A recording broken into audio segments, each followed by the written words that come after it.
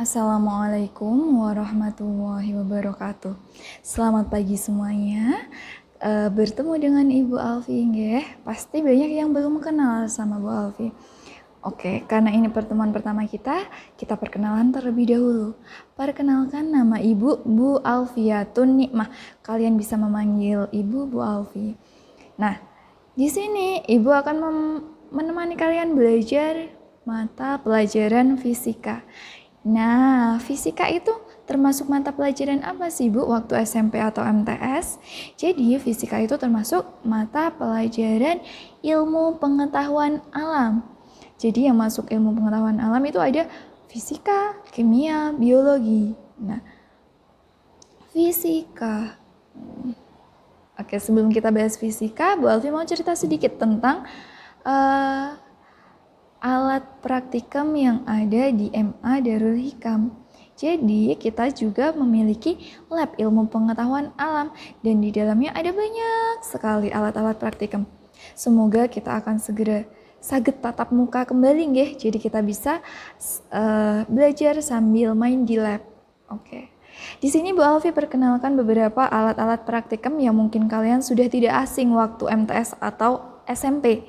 Nah, yang pertama ada gelas ukur. Gelas ukur. Kira-kira fungsinya apa ya gelas ukur? Nah, Mbak Alfi yakin pasti sebagian dari kalian sudah tahu. Ini ada gelas ukur 100 ml. Kemudian ada gelas ukur 25 ml. Lalu ada gelas ukur 200 ml. Nah, selain gelas ukur, ada lagi yang namanya digital multimeter. Nah, multimeter namanya aja multi ya, berarti banyak. Meter, ngukur banyak apanya, Bu? Nah, itu kita akan cari tahu besok ketika sudah masuk di kelas 12 ya kalau ini kelas 12. Nah, kalau ini kelas 10. Jadi kita bahas ini dulu. Gelas ukur. Oke, gelas ukur. Kita cerita dulu tentang bab yang akan kita bahas di fisika kelas 10. Jadi fisika kelas 10 ini nanti kita akan membahas 6 bab. Bab yang pertama, hakikat fisika, metode ilmiah, dan keselamatan kerja di lab. Bab 2-nya tentang besaran dan satuan. Bab 3-nya tentang vektor, bab 4 gerak lurus, bab 5-nya tentang gerak parabola, bab 6-nya tentang gerak melingkar. Nah, kita masuk bab 1 tentang hakikat fisika. Fisika ki lho napa bujane ki fisika ki? Jadi fisika itu apa? Ada yang punya gambaran nggak tentang fisika? Jadi fisika itu ilmu pengetahuan yang didapatkan melalui proses-proses saintifik alias metode ilmiah. Nah, contohnya apa, Bu? Nah, contohnya nanti kita praktekkan ya dengan alat yang ada di sini. Kemudian metode ilmiah. Metode ilmiah itu apa ya?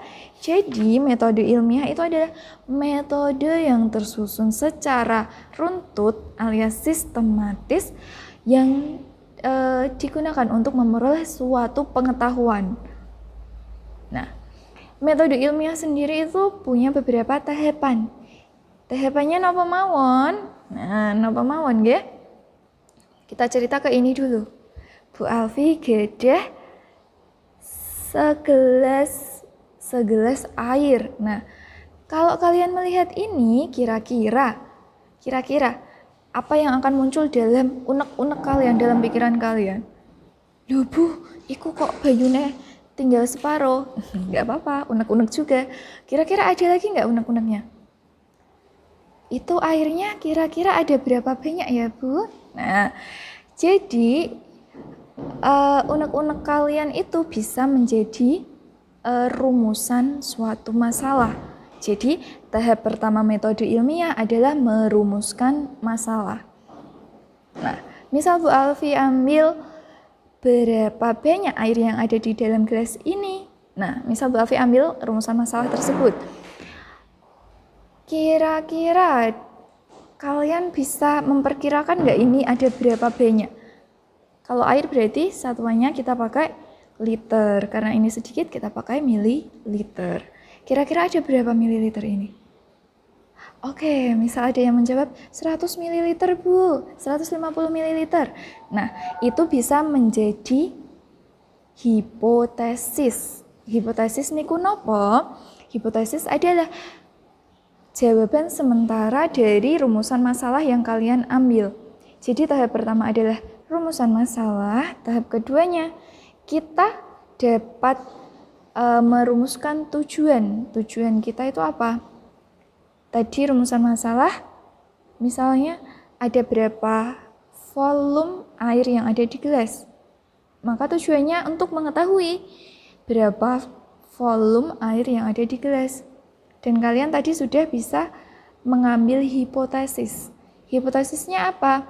Misal tadi 100 ml atau jawabannya 150 ml, itu adalah hipotesis. Kemudian, tahap yang ketiga, mengumpulkan data. Datanya didapat dari mana, Bu? Misal di sini, karena sudah ada alat ukur, kita manfaatkan alat ukurnya. Nah, Bu Alfi tuang airnya ke dalam gelas ukur. Kira-kira kalian bisa melihat enggak ini ada berapa mililiter? Di sini airnya ada di garis 50 mililiter.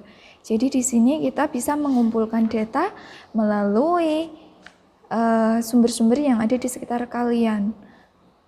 Nah, jadi di sini ada 50 mililiter. Kemudian tahap 4-nya kita mengolah dan menganalisis data. Nah, analisis datanya tadi di sini ada garis-garis pada gelas ukur, kemudian sudah tertera angka volumenya. Jadi kita olah datanya, air ini ada di garis angka berapa? Angka 50. Kemudian tahap yang kelima, kita tarik kesimpulan. Jadi kesimpulannya, airnya ada berapa mililiter? Ada 50 mililiter. Baru tahap yang terakhir adalah membuat membuat laporan. Ada yang pernah membuat laporan ilmiah sebelumnya waktu SMP atau MTS? Oke, Bu Alfi anggap dereng nggih. Jadi kita akan belajar membuat laporan ilmiah di pertemuan selanjutnya. Nah, sekian pertemuan pada hari ini. Untuk pertanyaan-pertanyaan yang masih bingung tentang pembelajaran hari ini, silakan ditanyakan melalui Google Classroom. Sekian, tetap semangat selama pembelajaran daring dan sampai jumpa besok di pertemuan tatap muka nggih. Wassalamualaikum warahmatullahi wabarakatuh.